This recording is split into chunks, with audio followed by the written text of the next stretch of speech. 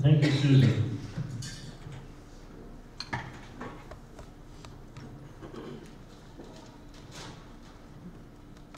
Good morning.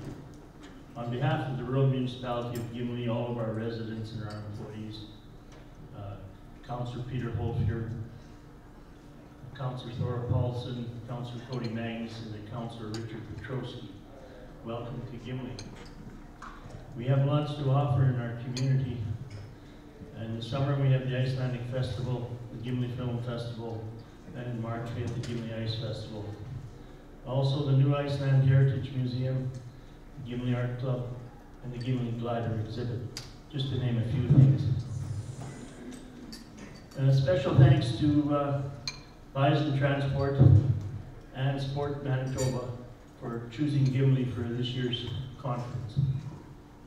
From 1995 to 1998, I drove for Bison Transport. Spent 3 enjoyable years there. And I know over the years they've been recognized as one of the top managed trucking companies across Canada. Women should be encouraged to be in sport. Sport is great for both genders. Looking at me now, you might not believe it, but when I went to high school, I participated in every sport that there was. I know, I've read some articles in the paper. I know women's hockey is quite involved now. They got a national program. But I read some articles and they say there still needs to be more to be done to improve. I always looked at sports as a type of a life lesson. When young people are in sports, I don't think that they realize it, but you know, you're involved with teammates. You're also involved with a coach, and a coach can be like the boss at work.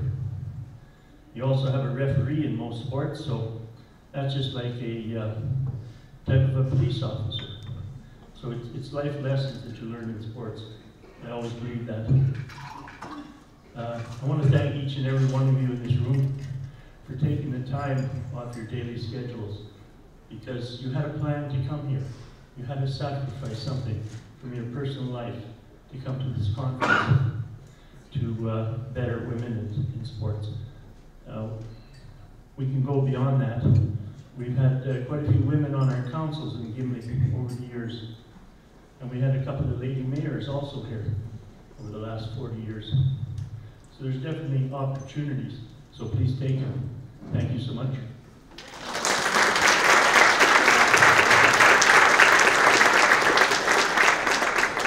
Thank you so much. Brenna has just walked in the door, so Brenna is another committee member. Just didn't want to put you on the spot at all.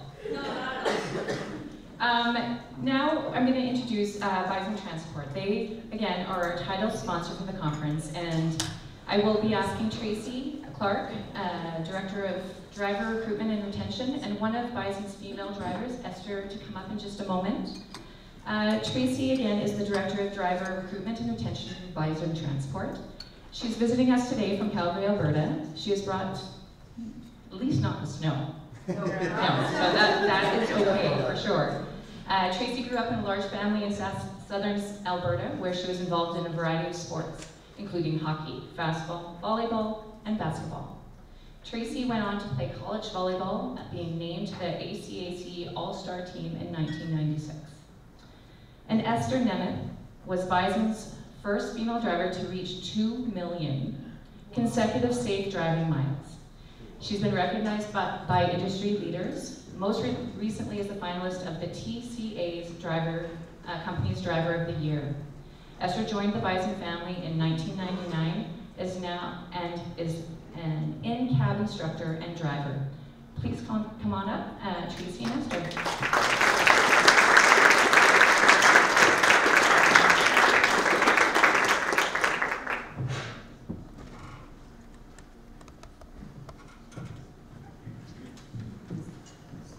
Good morning.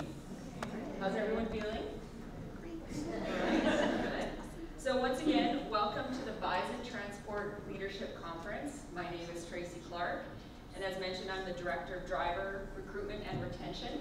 Joining me is our driver, Esther Nemeth, who, if I may be so bold, is a rock star in trucking. Esther recently won Driver of the Year at the Truckload Carriers Association convention down in Las Vegas. She's the first Canadian woman to ever win, and we're so excited about her being recognized in the trucking industry.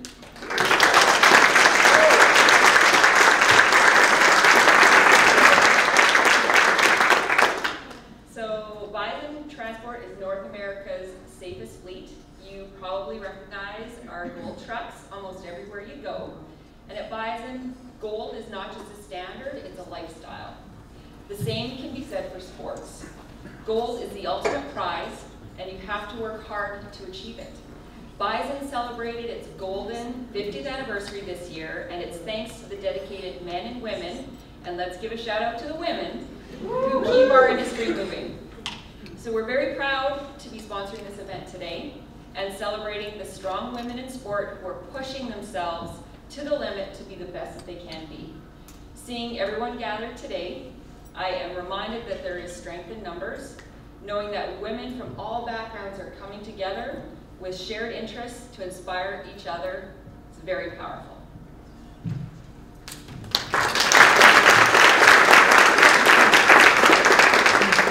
Really nice, but I was just doing my job. Historically, trucking is a man's world. Well, let's face it, many things for a man's industry. But the tide is changing, and it's almost revolutionary of sorts. You can't help but realize, sorry, I'm a little nervous. You can't help but realize that for as far as we've come, there's still a long way to go for the females. We are seeing that more and more the females are rising up, empowering, and they're striving for greatness and to make a difference in the world. We are no longer expected to stay quiet and keep our opinions to ourselves. Women are getting more opportunities, both personally and professionally, and I'm just thrilled by that. How many girls have been told they can't play on a team because it's for the boys? How many times has a girl been told that's a boys' sport and to pick something else? Too many, I'd say. And too many times we have seen those girls rise up and say, no, I'm going to do it. And they rise up and be better than those boys that said they couldn't do it. And they beat the boys in their own sport.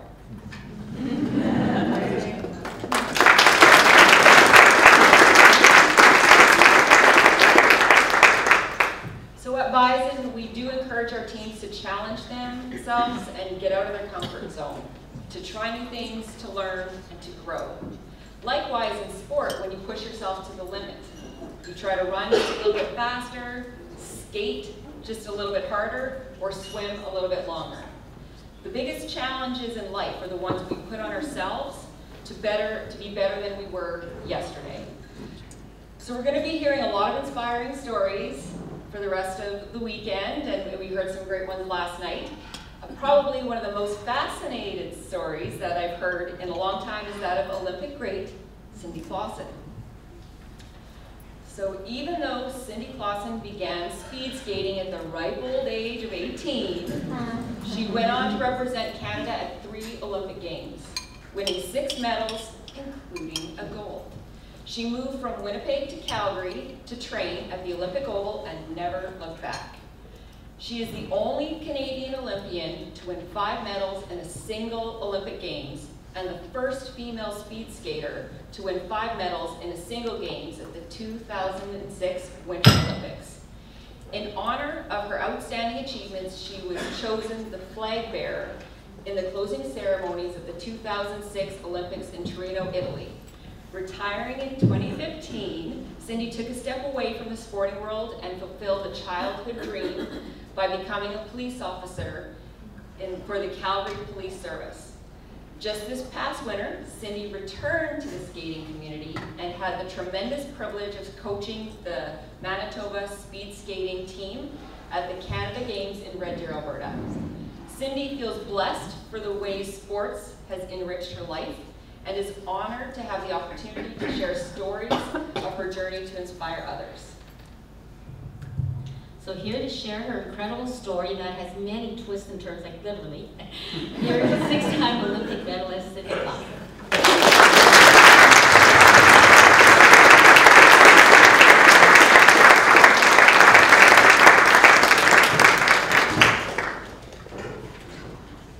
We're just double checking something right now. It'll be one moment. Okay. Yeah, we didn't want Cindy falling, so.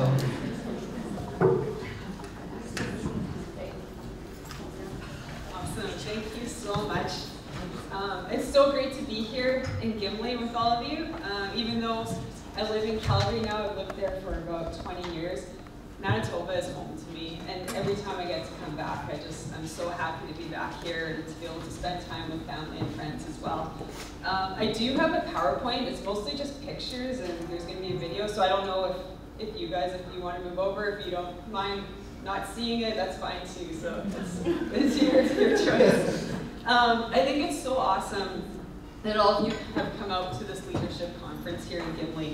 We need strong leaders in sport, and to encourage young women to stay active and to find the joy that comes from sports and all the lifelong character traits and those skills that they'll take with them into the future.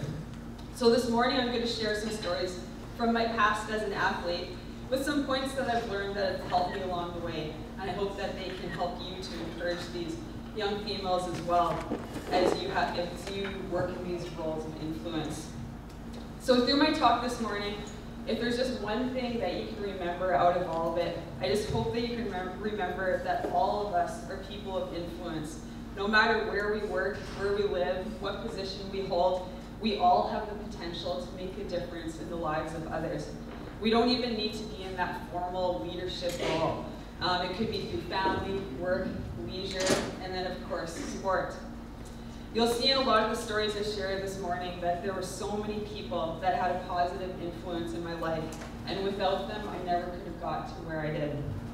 So my first point this morning is encouragement. And I think that this is extremely important. I think that everyone needs encouragement, whether you're an athlete, whether you're a coach, or whether you're a volunteer. And I definitely needed it through my life as well.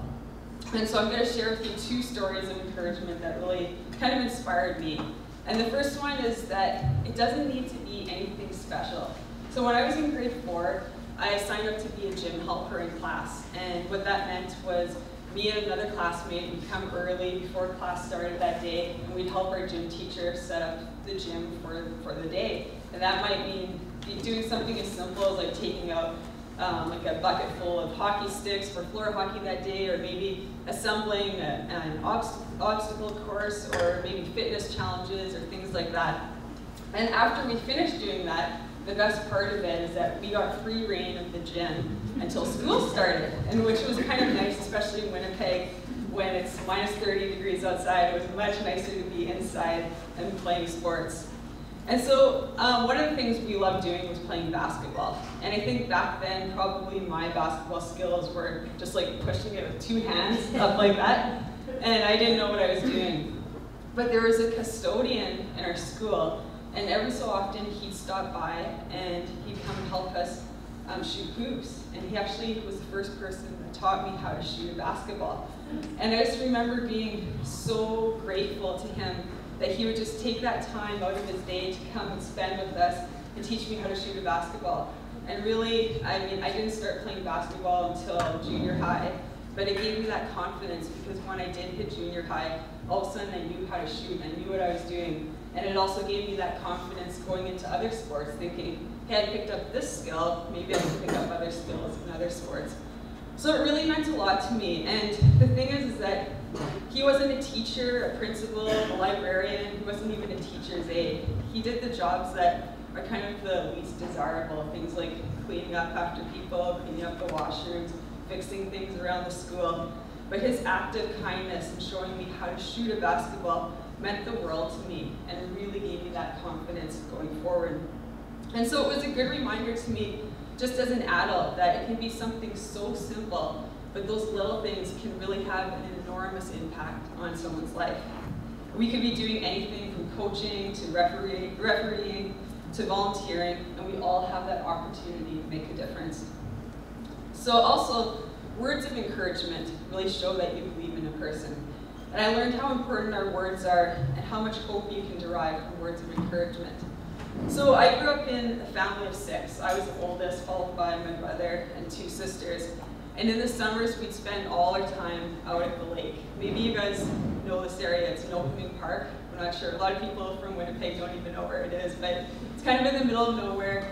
And I just love going out there, spending the summers there. And one summer when I was in grade 5, my best friend had come up for a visit. And we found out there was going to be a bike race, a mountain bike race, on the trails near our cottage. And we thought, wow, it would be so neat to go out and watch this bike race because we had never seen one before. So the morning started off like a hot, typical Manitoba summer day. And while we were killing time until the bike race started, we thought, like, well, we'll jump on our own bikes. And we started racing each other up and down the hills and on the trails. And after about half an hour of what kind of just tired us out, we thought to ourselves, hey, we're pretty good at this. Like, why aren't we entering this race? Well, the first issue was that my friend was on a BMX bike, and I was on, we called it a beach bike back then, but it's kind of like a cruiser, so a single speed bike. To use the brakes, you kind of push back on the pedals. And neither of us thought it'd be kind of detrimental, like on the trails there at my lake. The second issue was that we didn't have bicycle helmets, and those were mandatory to race. Well, my bright solution was we just used my dad's snowmobile helmets. Not a big thing, that would be rather bulky and pretty hot in 30-degree weather. But for some reason, my parents were okay with it. So we loaded up the bikes into the back of my dad's pickup truck, and we headed off to the races. And I remember pulling into the parking lot that day, and all of a sudden, the fear set in. So I'm looking around and I'm seeing people with actual mountain bikes with gears on their bikes, decked out in racing gear, like the full-on spandex suit. But the thing is that I looked at my dad, and he was so confident, and he was so excited for us to be entering into this race that I pushed those fears aside, and I just looked forward to going out and trying to race in my very first bike race. So I think we raised some eyebrows unloading our bicycles and snowmobile helmets in hand. But we went to the registration table and signed up for a category, like in our age category. Unfortunately for both of us, some people had pity on us and actually lent us bicycle helmets. So we were really lucky. But then we lined up at the start line. And I remember the starter saying to us that this race is long, the trail is difficult. It's a hot day, so to make sure that we paced ourselves. And I thought to myself, well, that's a good idea because neither my friend or I even had water bottle holders on our bike. But while I was still, like while we were on the line, before we started the race, my dad came up to me and he whispered into my ear and he said, as soon as the gun sounds, go as fast as you can, take off and get in front of everybody and go hard the entire race.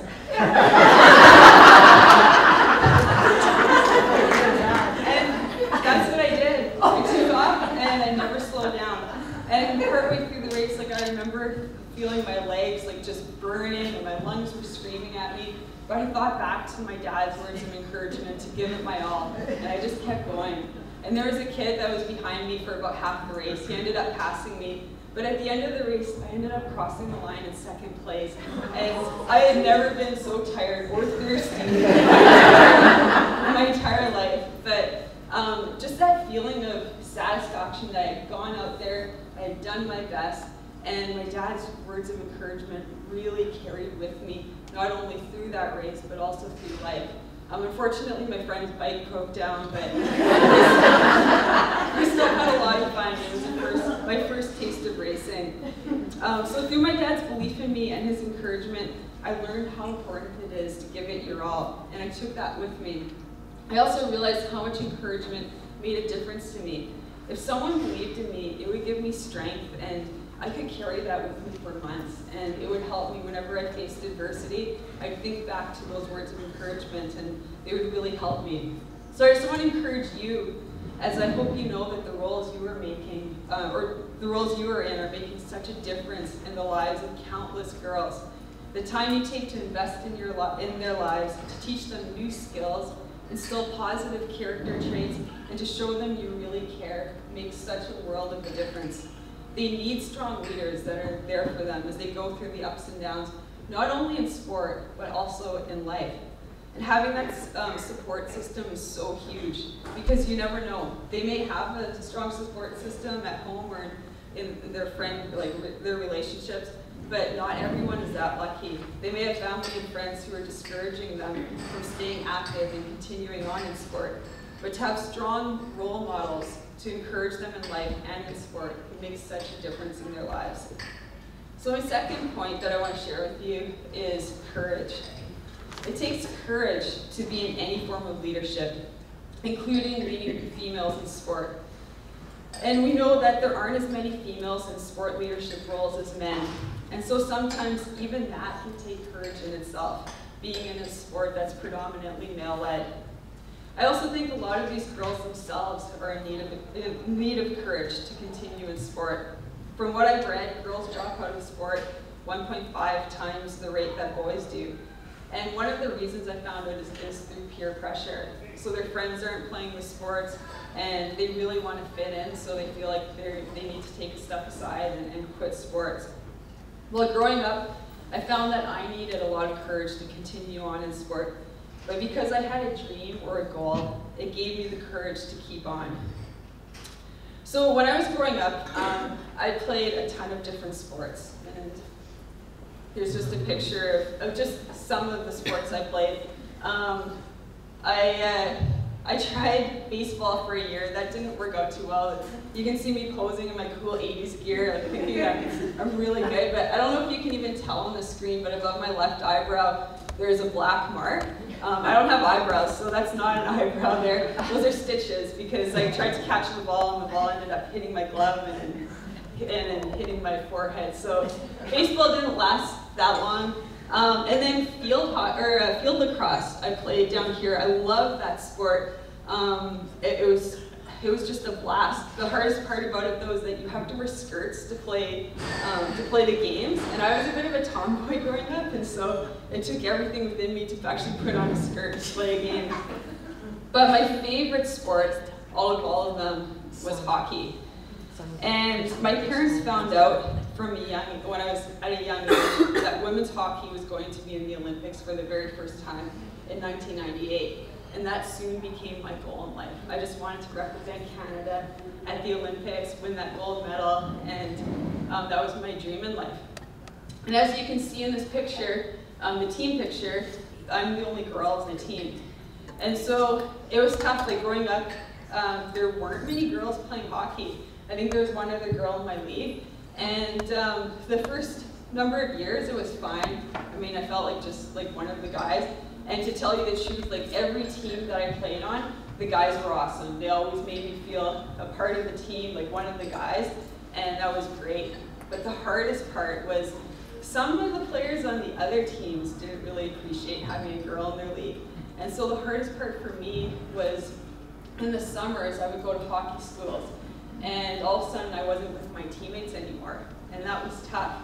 And so I just remember my dad driving me to hockey schools. I knew that I needed to do it to get ready for tryouts that were coming up at the beginning of the season, but my stomach would just be churning, because I'd just be thinking, am I gonna get picked on? What's it gonna be like? And I made them always drop me off really early before the hockey school started so that I could get into the dressing room first.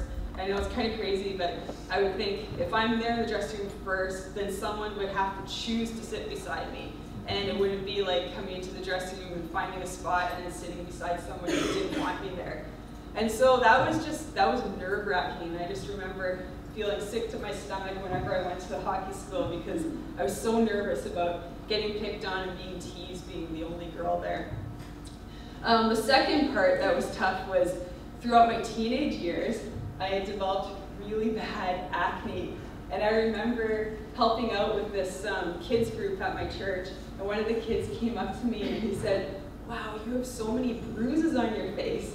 And to me, I was just like, oh, it was kind of heartbreaking. And then years later, I went to a dermatologist, and the dermatologist said to me, "Oh, you poor thing, you must cry every time you look in the mirror." I hadn't cried before, but I sure cried in this office.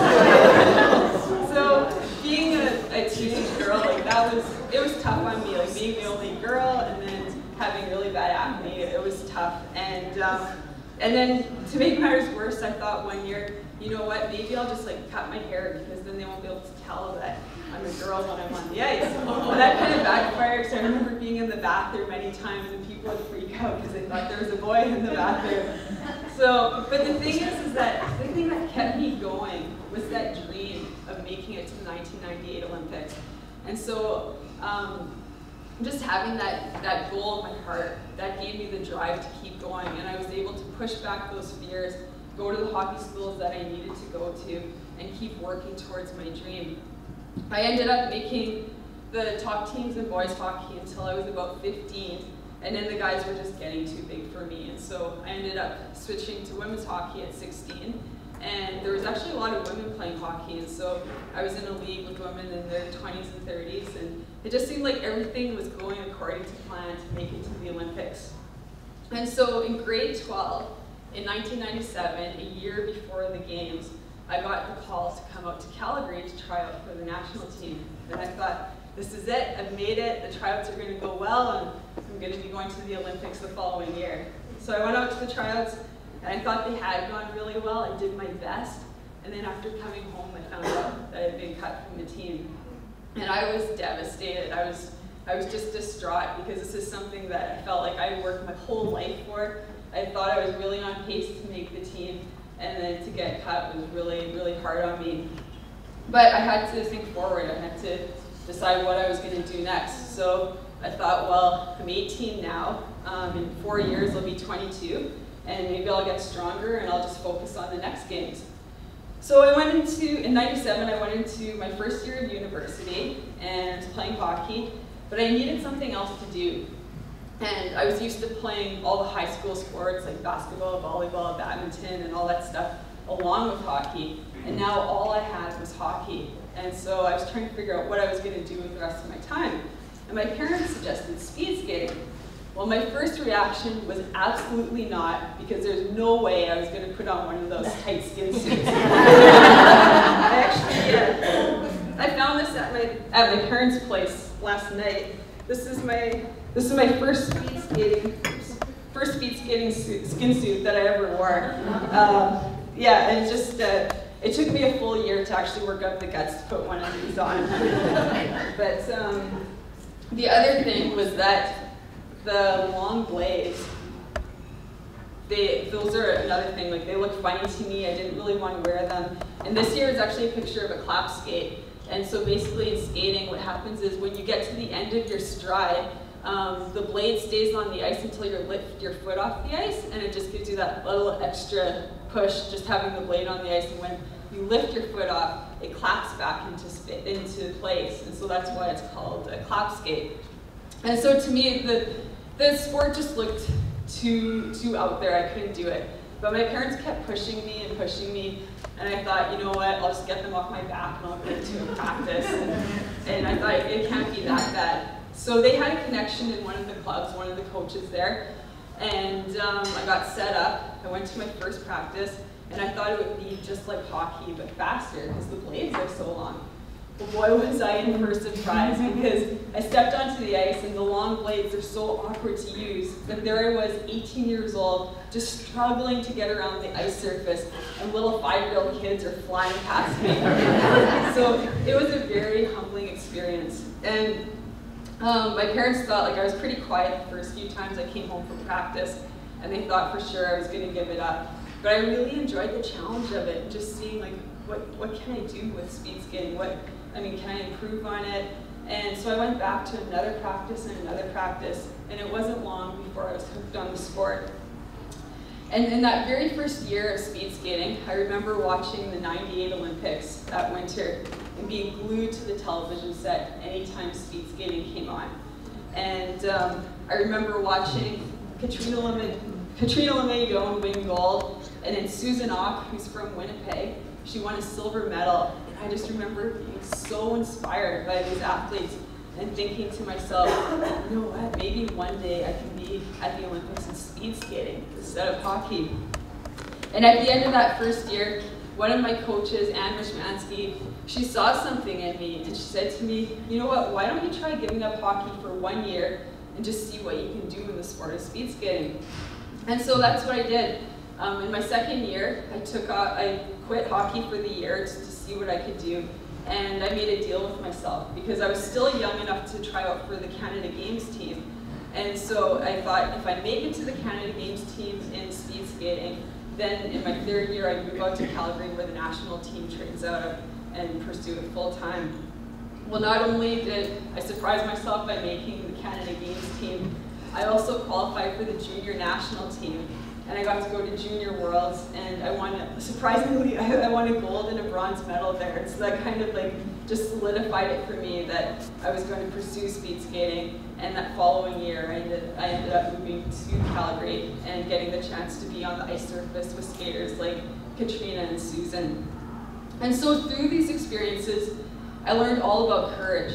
And you know, there was times when, yeah, in hockey it was tough. It was tough being the only girl. But I really focused on my goal of trying to make it to the games in women's hockey. And I thought, you know what, it's worth it. I'm going to push these fears aside and just keep going and seeing what I can do. And then my transition to speed skating. It was scary those first few times coming out, like being an 18-year-old, not knowing what I was doing, getting beat by little kids, being put into groups with kids that were like probably half my age, and having to work with them until I progressed to the next level. It was intimidating going there, but the thing that made such a difference, and this is going back to that encouragement piece, is that the people at the club, everyone in speed skating, they made me feel like I was part of the family. They were so encouraging. They didn't care that I was just kind of stumbling around the ice surface. They took the time to teach me, and they really made me feel like part of their family. And I think that that made such a huge difference to me. And then also just having those coaches that saw something in me and encouraged me to really pursue speed skating full time. And I know it takes a lot of courage to do all sorts of things. Maybe you're just starting out in a new role and you don't know what to expect. All of a sudden you go from assistant coach to head coach and you have all these responsibilities that you didn't have anymore. Or maybe you're heading to a major championships and you've never coached or volunteered at this level before. Or maybe your child is playing in sports and you want to volunteer but you know nothing about the sport. Remember that everyone started somewhere and no one was an expert from the get-go. It takes time to build those skills, and there will be failures and mistakes made along the way. However, if you can keep in mind why you're doing it, I think for most people, it's the love of sport and the chance to make a difference in the lives of others. It can give you so much courage to press on, even when you're facing adversity. And then surround yourself with positive people as well. So when I first moved to Calgary, I was astounded that I would be able to share the ice surface with Susan Ock. I mean, she was my hero, watching her in the '98 Olympics. And she really took me under her wing and taught me about speed skating. She was always encouraging me to do my best. And by having her as a mentor really gave me courage as I went into practices and then into competitions. So surround yourself with people who are positive and people who have been there before. There are people who will provide you with the encouragement you need, and they can guide you along the way. Just having someone to talk to can provide you with that courage that you need. Lastly, remind your athletes as to why they're doing it. Remind them of their love for sport and the fun they've had while participating in sport. Instill that confidence in them. Share your stories, your own personal stories of times when you've needed to encourage yourself to go on. And those words of encouragement will inspire them as they navigate through sport and life. So my next point is work ethic. And I think that there's something that's so unique in sport that you can't find anywhere else. And just that feeling that you get, that pure joy of participating in sport, working as hard as you can, and just getting that sense of accomplishment. And it doesn't even have to be like winning first place. It can be a team that has pulled together, worked hard as a team, and found themselves rising to a level that they never thought possible. And I think a big part of attaining that feeling is by giving it your all and making it count. And the thing for me is that I didn't want to say what if at the end of my career. And that meant commitment and dedication to taking care of those little things that are so easy to get lazy with and making sure that I was on top of them. So things like sleep, diet, recovery, getting therapy. I knew that races can come down to a fraction of a second, and I wanted to make sure that I was giving it my all. And so my first national team coach, this is Maura Dandra. Dandra's her maiden name, she's actually Marshall now. She was my first national team coach, and she was a former Olympic speed skater herself. She went to 4 Olympic Games, and she was instrumental in helping me prepare for the biggest races of my life. She showed me how important it was to make sure that I was doing my best inside and outside of practices to be fully ready for competitions. And she also kept me in the sport. So I read recently that one of the reasons that females drop out of sport is because they want to focus on school. So I started having those feelings too, and it's kind of crazy because I had pre-qualified already for the 2002 Olympics, and I remember being at the World Cups in the fall, like just months before we were going to the games, and having a conversation with her and telling her, you know what, maybe I should get on with my life, maybe I should finish my university degree, and I was ready to take a step away from sport. And fortunately though, for me, her words, she gave me words of wisdom to stay in the sport and to remember the joy that I got from skating, and that school would always be there. And literally it really was always there for me, because it took me 20 years to finish my degree. I started in 1997 and I only finished in 2017. So, but I took her advice and I continued to focus on doing my best and focusing on that whole preparation, work ethic piece. And so it's about the little things. I really took care of those things, making sure that I was doing everything that I needed to get ready for each competition, every practice, and making sure that I hadn't left anything undone. And so going into the 2002 Olympics, I remember before my very first race, which was the 3,000 meter, I was incredibly nervous. And that week leading up to my first race, I was having trouble eating, I was having trouble sleeping, just because I had so many nerves. Like, it felt like the whole world was going to be watching, and I had never been in such a big competition in my life. And it was also something I had always dreamed of representing Canada at the Games. So my coach, Maura, she started to get a little bit concerned because I wasn't eating. And so the night before my very first race, she ended up taking me to McDonald's just to get some comfort food in me and to get some calories in me so I'd be ready to race the next day. And McDonald's wasn't something I normally eat during the year, but I think I really needed that night. But the morning that I woke up for the big race, I remember checking my emails, and I had got an email from my former high school. And it was messages from staff and students, and they just said that they're praying for me, they just want me to go out, have fun, do the best that I can, and they were just so excited for me to be at the Olympics. And after I got that message, it just hit me, like, I had done all the preparation, I had done everything that I could to get to that point, and all I needed to do was go out, race my best, and nobody could ask anything more of me than that. And so I went into my first race. It was the 3,000 meter, which is 7.5 laps around the oval. And I was paired with the world record holder, Claudia Pechstein, excuse me, from Germany. And so the gun sounded, and I think those words of advice from my dad were still in the back of my head. I took off as fast as I could. And I remember about 4 laps into the race thinking, I can't believe it, I'm beating the world record holder. And that's when I hit the wall again. All of a sudden I felt like my legs were filling up with lactic acid, I was getting tired, and I could feel my lungs starting to scream at me. And we stayed about neck and neck till about 1 lap to go, and that's when she took off from me, like I was standing still. I remember coming around that very last corner, and I could see, like down the home stretch, I could see her.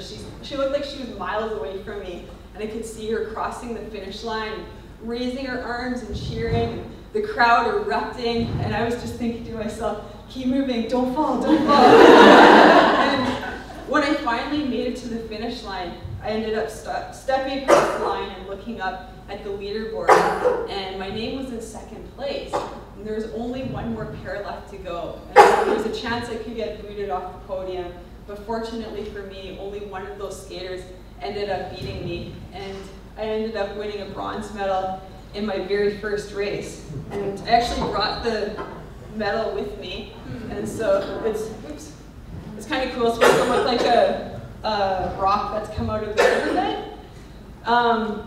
But I just remember being on the podium and just thinking, seeing the Canadian flag being raised and just thinking how proud I was to be Canadian, how much work it had taken to get there, and all the people who had been there for me along the way. And it was just such an amazing feeling. And so I'm grateful for that. And I didn't realize this till much later, but those emotions that you get in sport, like that feeling of accomplishment that I had when I was on the podium there, just working towards something and seeing it come to fruition, those things aren't specific to being an athlete, but to the coach as well, and I'm sure parents get that feeling too. So last February, I got a chance, like you heard earlier, got a chance to coach at the Canada Games in Red Deer for Team Manitoba for speed skating.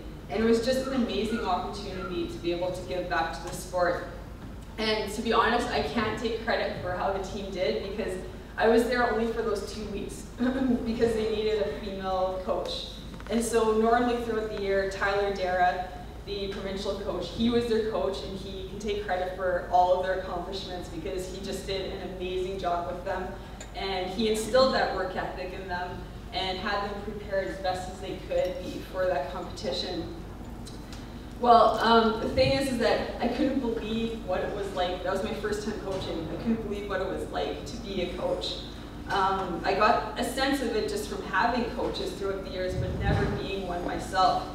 And I didn't realize how much I was going to care about these young athletes. I so wanted them to do their very best. And when they went out and pushed their limits, surprising themselves with maybe reaching a goal or putting themselves out there more than they thought they could, I got so inspired by them. And I got that rush that really I hadn't felt since I was a speed skater myself. So to me, it was such an honor to be able to be out there, to play a role in their lives, and encourage them through sport. So I just want to say, for all of you, take care of those little things. You never want to finish a season thinking, what if? Or finish a season in life and always wonder, if only I had given a little bit more. And instill that work ethic and attitudes into the athletes you are working with as well. Enjoy that feeling of satisfaction with them, that you've all done your best. Those moments will turn into memories that you'll never forget. So my fourth point is to let it go and just enjoy the moment. And so ultimately, sports are about having fun. And I think that's so important to let go of those things that you can't control, because it's just not worth the stress. And so I think it's every kid's dream when they're growing up to win a gold medal for Canada, and I had that dream as well. And after the 2002 Olympics, I thought, okay, and if I could get stronger, maybe I can get to the 2006 Olympics and do even better there. And so in the 2005-2006 season, we were in our World Cups. This is just months before the Olympics in Torino in 2006. Things were going extremely well. It seemed like every time I stepped onto the ice, I was getting stronger, and I really surprised myself too with ending up getting 2 world records, one in the 1500 meter and one in the 3000 meter. So things were looking really good for the games. And I remember the last World Cup before the 2006 games, this was happening in December, and it was going to be in Torino at their oval that they had just built specifically for the games. And for them, it was a test event, because they had never had a competition there before. And one thing that my coach and I decided to do was we would treat it like we were at the Olympics. And so it would be kind of like a test run for us too. And I'd be racing 3 races there, 3 distances, one each day. And so we thought, we're going to treat it like every single race that I go into, this is the most important race of my life. And when we got there, it really did feel like the Olympics.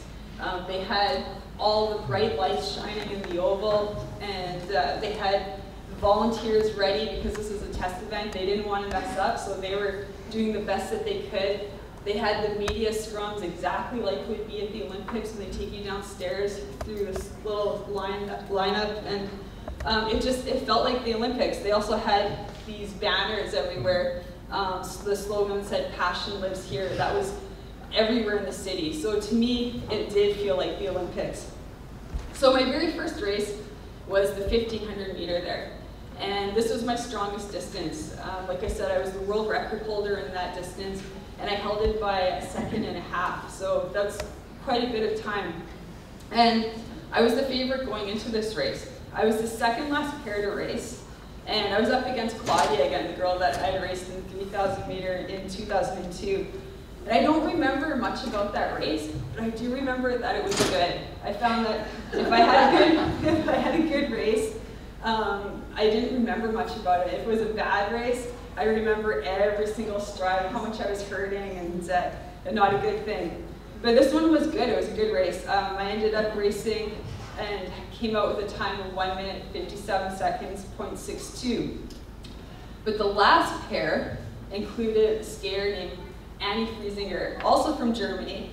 She was just an incredible champion in speed skating, won tons of medals, really strong skier, and a gracious person, like really great person to be competing against. But she was in the last pair. And so in the first split, so they take split times when you cross the finish line. And the first split is 300 meters, and she was ahead of me at that point. And that didn't surprise me because she was more of a sprinter than I was. But then when she came around for her third split time, and she only had one more lap to go, I was ahead of her by half a second. And so I thought to myself, you know what, there's no way she's going to make up that ground. But make up that ground she did, and then some. And she ended up beating me in that race by 3/10.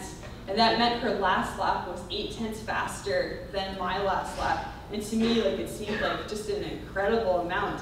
I couldn't believe that she had beat me by that much.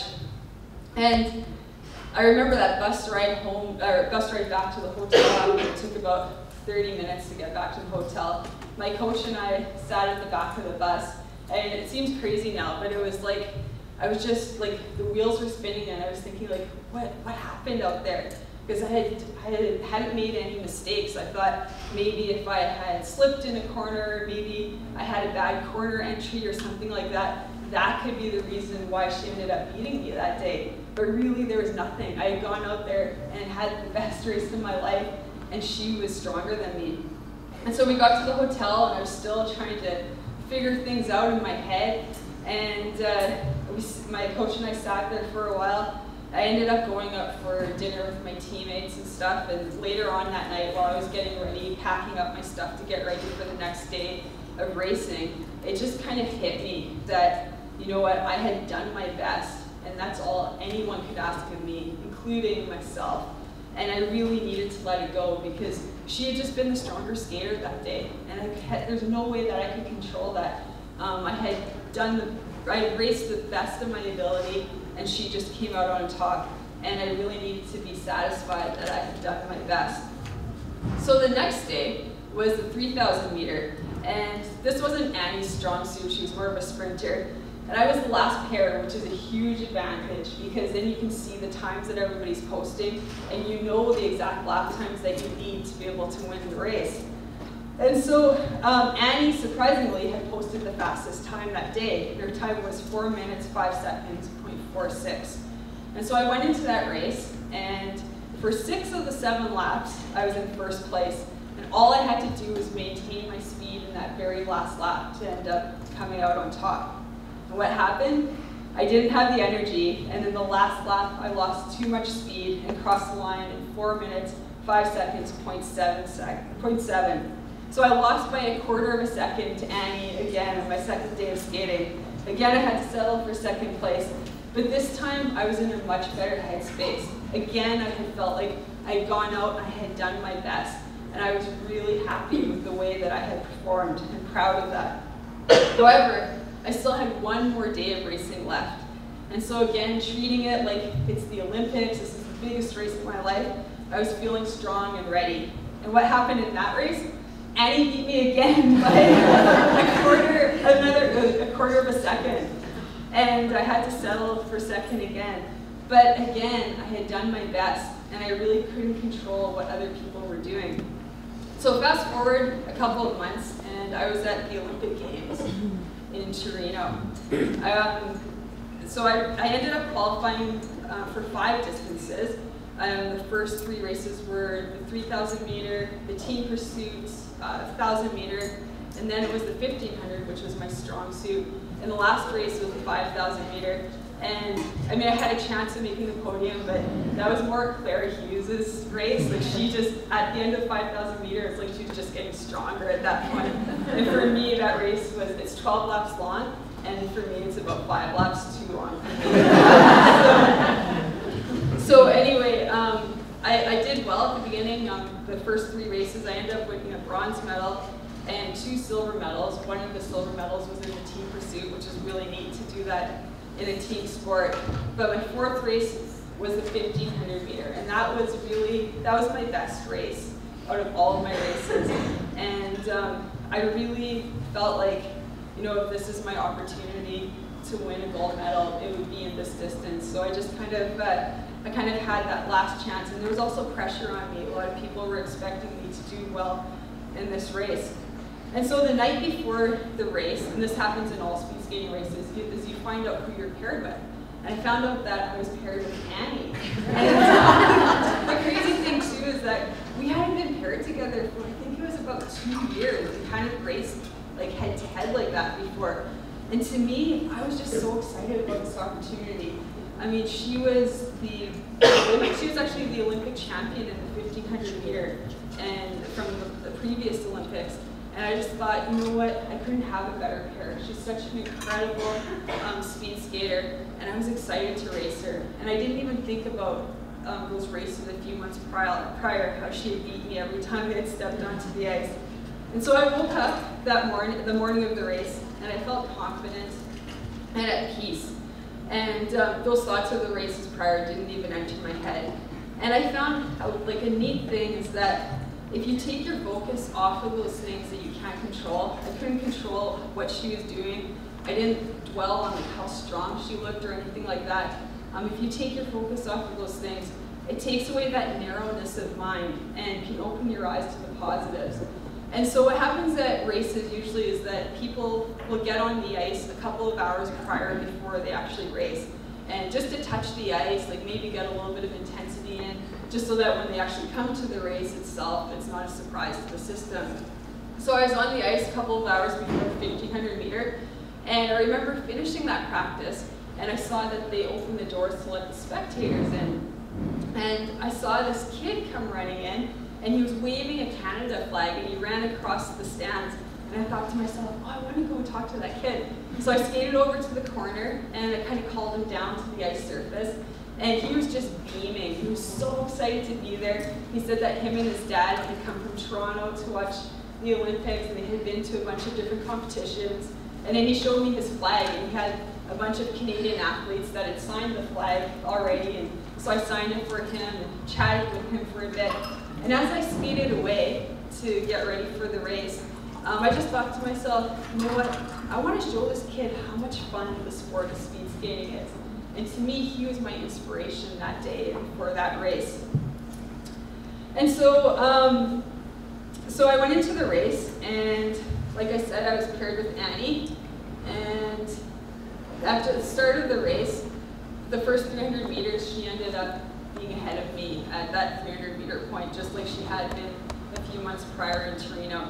And I actually have a clip here, hopefully it works, and it shows some highlights from the race.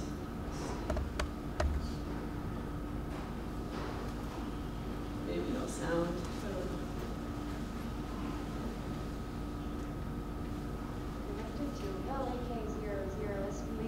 That's okay, you guys can just watch the video.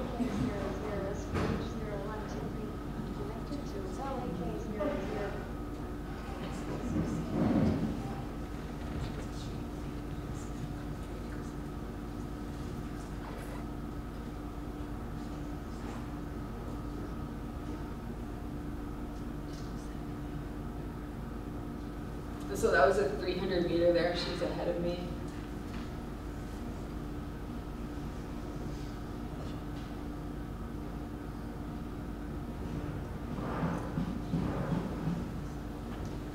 And again, in this race, I don't remember much about it, just because it really came together. It just felt like the perfect race.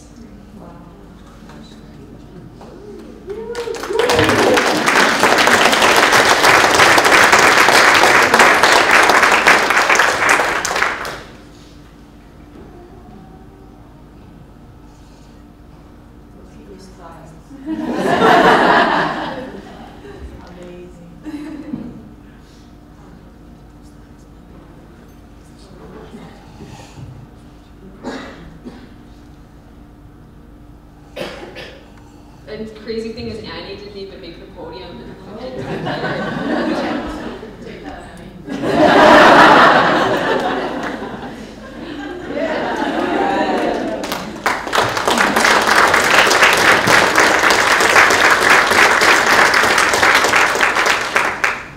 And my teammate, Christina Grove, she won silver, so it was just incredible to be able to be on the podium with her, to see the Canadian flag being raised, to sing "O Canada" with her, and just thinking back on all the people who had been there for me, all the support I had, family, friends, teammates, coaches. I know that I couldn't have got there without them. And I also brought the gold medal, so just to show you.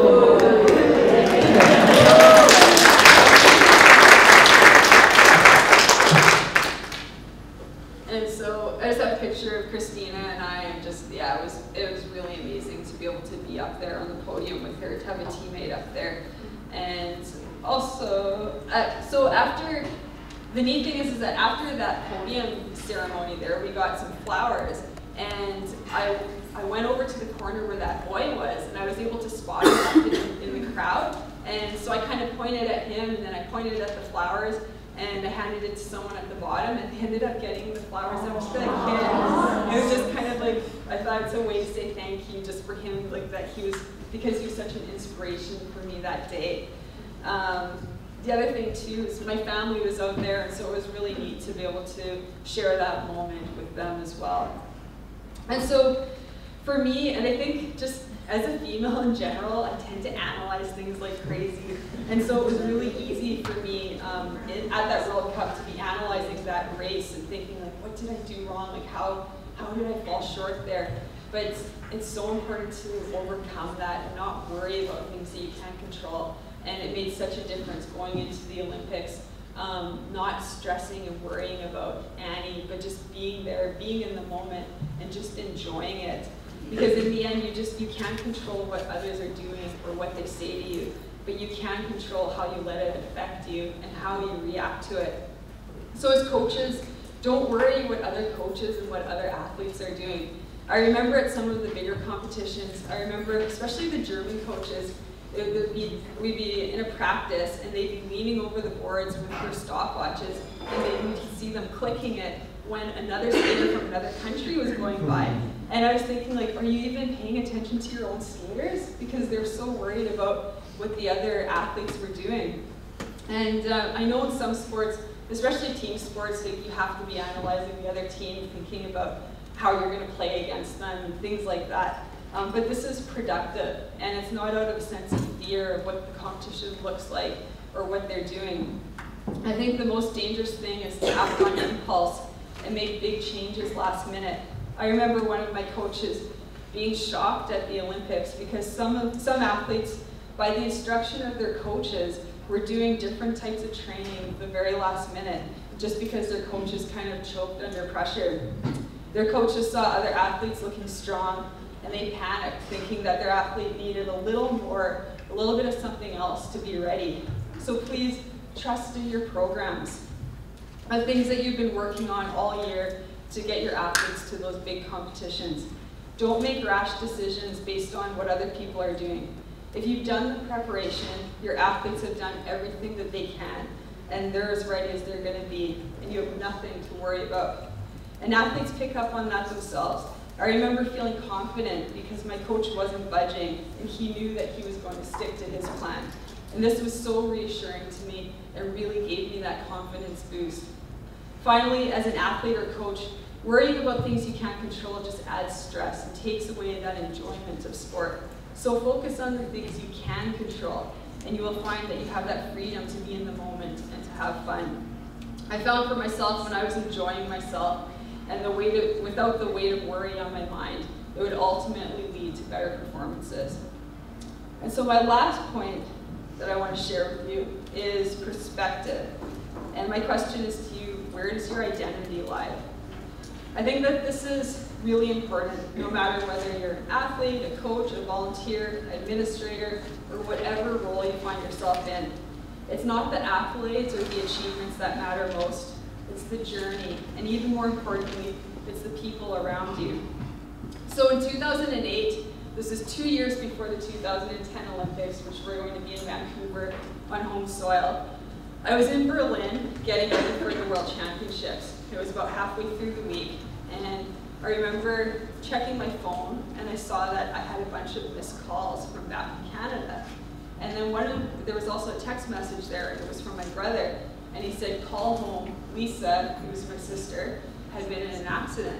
So I called home, and I found out what happened was that morning on her way to work, it was cold, Winnipeg winter day, she was crossing a bridge that goes over the Red River, and there was some ice on the river, on the river obviously, on the ridge, and she ended up losing control and started sliding towards the guardrail. And the way that the snow had been plowed on the bridge, it kind of formed a bit of a ramp. And so she ended up ramping up the snow onto the guardrail. Someone who was behind her said that she kind of like teetered there for a moment before falling upside down to the river, breaking through partially, and the water started seeping into her vehicle.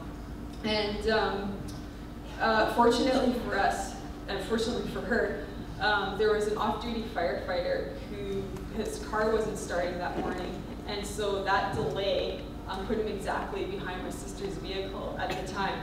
And he ended up getting out of his vehicle, running down the riverbank. He saw two women walking there. He grabbed a walking stick from one of them, thinking like, what's this gonna do? But he ran up to her vehicle and was able to punch the window open, but he couldn't get her out because of her seatbelt. So he ended up holding her head above the water. And he thought at that point she had probably been submerged for about 5 minutes already.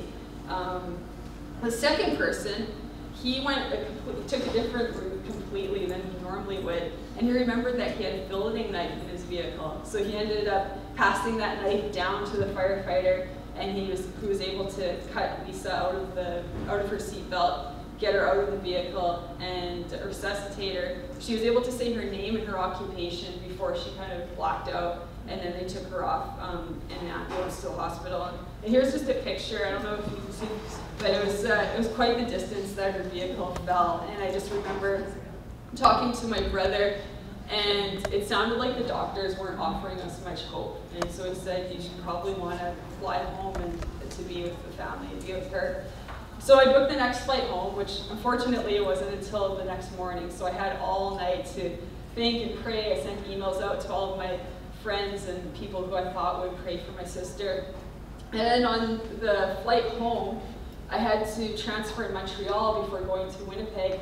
And I remember even seeing on the TV screens, they had this in the news, and I saw firefighters flipping her vehicle over, and just thinking like, how can anybody survive that? There's so much damage to the vehicle itself. So I arrived in Winnipeg, and she was still alive, and I remember going to the intensive care unit, and her bed was at the end of this long row of beds, and I remember looking at each bed individually thinking, she could be this bad, she could be this bad, she could be this bad, just trying to brace myself for what I was going to see. And so when I finally got to her bed, she was intubated, so she wasn't able to speak, but she was conscious, and she was able to actually write. She's so embarrassed now because she had so many spelling mistakes, chicken scratch. But there's a lot of machines behind her, like beeping, making tons of noise. And it was just kind of a scary feeling to see her there, so helpless. And so the one thing they told me when I got there was like, don't tell her what happened, because they were worried that would traumatize her even further. And she knew she was in a car accident, but they had turned the TV screens away from her because they didn't want her to see any images of what actually had occurred.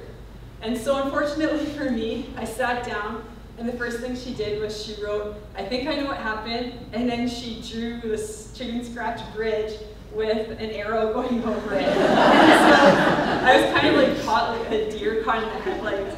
I didn't really know what to say, but it looked like she knew a lot more than we thought she did. And so she ended up being there in ICU for a week, and at the end of that week, she ended up kind of going downhill. It was pretty scary there for a moment, thinking that she wasn't going to make it. The first thing they were worried about was brain damage, and when she cleared that obstacle, they were worried about like all that dirty river water in her lungs, that she would get an infection. But miraculously, at the end of at the end of the week, the first week, she turned a corner and she was able to go down, to step down. And it was kind of neat because the doctor even came down and shook her hand because he couldn't believe that she had survived this accident. And after 2 weeks of being in the hospital, she was able to go home and start her recovery from there. And so I just have a picture here. This is the first one in the wheelchair that was in the hospital. She was just too weak to really stand there. And then further on, that was months down the road, her and I. And since then, she's made a complete recovery, and she's actually a pilot for WestJet right now, which is really cool. So we're just so grateful that she survived that accident. And during that time, like I still had competitions in the season. I had some big competitions I was supposed to go to, like world championships, some really big World Cups, things that were really important, especially in that lead up to the 2010 games. But I decided that I was going to end my season, but just to be with her through her recovery and to be with my family during that time. Because to me, I mean, although it's a tremendous honor to be able to race for Canada, to win medals and do my best for Canada, that winning medals isn't the most important thing in life. And for me, it's my faith that comes first, followed by my family and friends. And because my identity doesn't lie in speed skating, without hesitation, I was able to take a step back to be able to be with my family and to be with Lisa. And you know what, the medals that I've won, they're actually kind of a good reminder to me. And so a lot of times I'll take my medals to school visits to show the kids and let them try the medals on and stuff like that. And through the years, like the medals have been dropped, like even on concrete, so some of them have dents in them. The ribbons are kind of getting worn out, and the gold medal is kind of getting tarnished. And so basically they're kind of falling apart. But you know what's not falling apart are those friendships and relationships that I've made along the way. Those memories that I've had that are going to last a lifetime. And those things mean so much more to me than my medals. And I always think to myself, like, when I get to the end of my life, I'm not going to say, "Oh, bring me my medals, I want to see them." No, it's going to be those family and friends that I'm going to want around me. So I just want to say, remember what's most important in your life. Have fun and strive to do your best, but enjoy the process and make memories and form friendships that will last forever. And I know we're kind of running out of time here. I just wanted to share another thing that comes down to that influence. So 2010 games, I went to them, they didn't go very well for me. And then in 2014, I was kind of hoping to make the Olympics again, but I ended up getting a concussion months before our trials, and I couldn't even try out. But I ended up going to Toronto to spend time with a friend.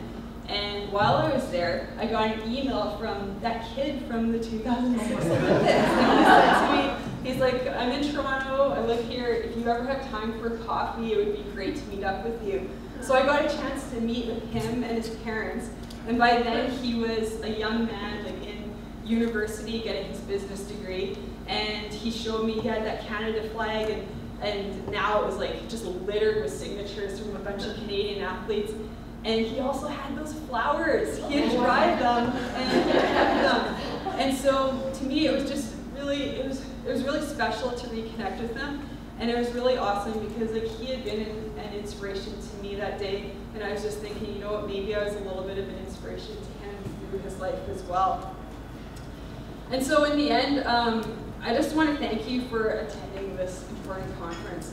as it shows you really care about encouraging females in sport. And I just want to remind you not to underestimate the impact that you can have on others. We're all people of influence, no matter what position we find ourselves in, and every single one of us can make a difference in the lives of others. And just to share one more thing, my husband and I were expecting our first baby in January, and it's a girl, and so I just want to say thank you. So I just want to say thank you to all of you that are putting enormous amounts of energy, effort, time, and care into this next generation of females, and I know that that next generation is going to be the ones taking care of my daughter one day. So I just want to thank you for all that you do, and I just want to wish you all the best in your future. Thanks.